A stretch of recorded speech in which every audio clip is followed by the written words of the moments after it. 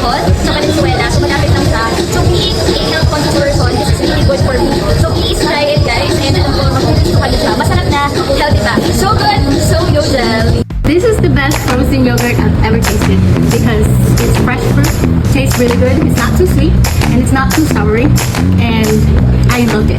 So come and try it.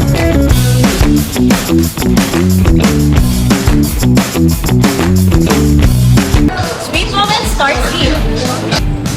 This is amazing. You guys gotta try it. It's perfect. I believe it's perfect. It's just the right amount of topping, not overwhelming.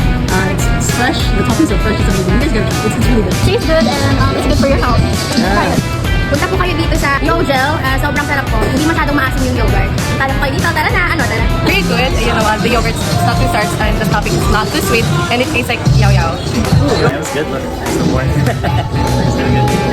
The drink is very refreshing and for me, as a lactose intolerant, I think it's good for me and it's safe for me and it's very tasty. Hindi gaano matamis. So thank you, Yogel.